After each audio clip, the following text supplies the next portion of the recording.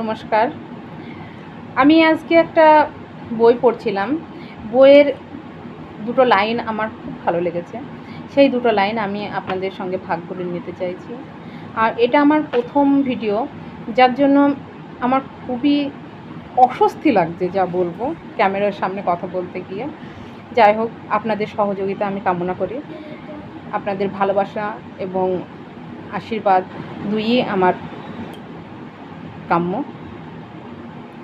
আমি এটা শোনাই। আমি মহাপ্রভু সম্পর্কে কিছু বলতে চাইছি, কারণ আমি একটা বই পড়ছিলাম এবং বইয়ের এই জায়গাটা আমার বেশ ভালো লাগলো।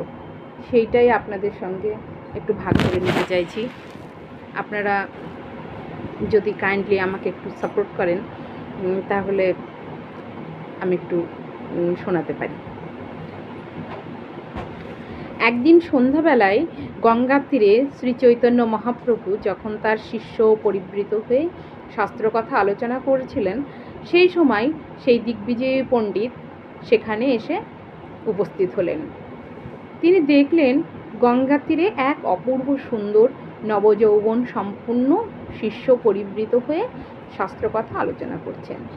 তার হাস্য উজ্জ্বল শ্রীচন্দ্রবদন, করুণায়ত নয়ন, মুক্তার সৌন্দর্য, ম্লানকারী দন্তপংক্তি, সিংহগ্রীব, গজস্কন্দ, প্রকাণ্ড তার শরীর।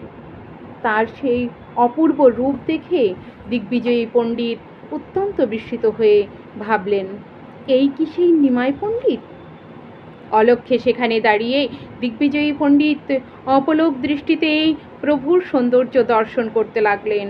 তারপর এক শিষ্যকে তিনি জিজ্ঞাসা করলেন, এর নাম কি? শিষ্য উত্তর দিলেন, ইনি হচ্ছেন নিমাই পণ্ডিত।